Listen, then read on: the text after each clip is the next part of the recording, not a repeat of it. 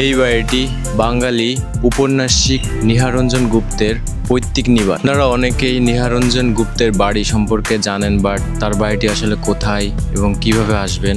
আমি এখন আছি বর্তমানে নিহারঞ্জন গুপ্তের বাড়ির সামনে, এবং আজকের এই ভিডিওতে থাকবে এই বাড়িটি কত সালে স্থাপিত হয়েছিল, এইখানে কিভাবে আসবে, এই ভিডিওতে পুরো ডিটেলস থাকবে।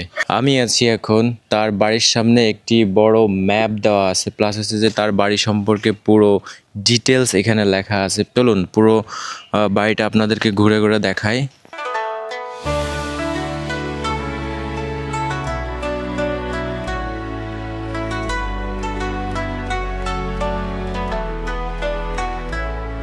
নিহারঞ্জন গুপ্তের এই পৈতৃক বাড়িটি নড়াইল জেলার লোহাগাড়া উপজেলার ইতনা গ্রামে অবস্থিত। এটি একটি প্রত্নতান্ত্রিক নিদর্শন এবং এই বাড়িটি 70 শতক জমির উপর একটি দ্বিতলা বাড়ি। এই বাড়িটি বাঙালি উপন্যাসিক নিহারঞ্জন গুপ্তের পৈতৃক নিবাস। 2003 সালে এই বাড়িটি বাংলাদেশ সরকার কর্তৃক সংরক্ষিত পুরাকীর্তি হিসেবে ঘোষণা করা হয়। আমরা এই বাড়িটির উপরে উঠব এবং আপনাদেরকে ঘুরে ঘুরে দেখাবো। আসুন আমার সাথে। এটা হচ্ছে সেই পুরাতন যে সিঁড়ি থাকে সেইগুলা।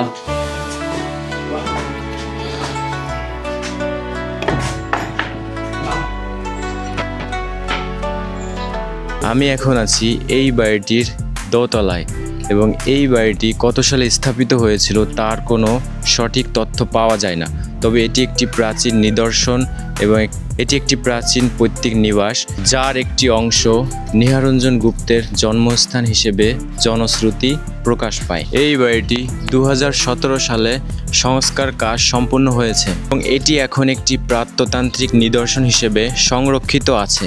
এই ভবনটির নিচতলায় 7টি কক্ষ এবং সামনে সরু বারান্দা রয়েছে, যে সকল বারান্দা থেকে অভ্যন্তরের কক্ষে প্রবেশ করবার একাধিক প্রবেশপথ রয়েছে। বারান্দার সামনে রয়েছে নকশাকুত সেগমেন্টাল খিলানযুক্ত স্তম্ভ। নিহারঞ্জন গুপ্ত ছিলেন একজন ভারতীয় লেখক। তিনি ছিলেন রহস্যময় কাহিনীকার এবং একজন চিকিৎসক। এই উপন্যাসিক নিহারঞ্জন গুপ্তর জন্ম 6 জুন 1911 খ্রিস্টাব্দে এবং তিনি মৃত্যুবরণ করেন 20 ফেব্রুয়ারি 1986 খ্রিস্টাব্দে। এবং তার এখানে একটা জাদুঘর, এটা হচ্ছে যে ডক্টর নিহারঞ্জন গুপ্তের জাদুঘর, এবং এর পরিচালনায় হচ্ছে প্রত্নতন্ত্র অধিদপ্তর, আগারগাঁও, ঢাকা। এটা যেহেতু 2017 সালে পুনর্নির্মাণ করা হয় এবং সংস্কার সম্পন্ন হয়। আপনারা এই বাড়িটি ভিজিট করতে চাইলে আপনাদেরকে আসতে হবে লোহাগাড়া থেকে ইতনা গ্রামে, এবং ইতনা বাজার থেকে হাতের ডান দিকে কিছু দূর আসলে আপনারা এই বাড়িটি দেখতে পাবেন। এবং এই বাড়ির সৌন্দর্য প্লাস হচ্ছে যে প্রাচীন যে সভ্যতা, সব কিছুই আপনারা দেখতে পারবেন। পাশাপাশি আপনাদের অনেক ভালো লাগবে, প্রাচীন ঐতিহ্য এবং সভ্যতা আপনারা দেখতে পারবেন। তো এই ভিডিওটি ভালো লাগলে অবশ্যই লাইক, কমেন্ট, শেয়ার করে পাশে থাকবেন। ভালো থাকবেন, সুস্থ থাকবেন। আল্লাহ হাফেজ।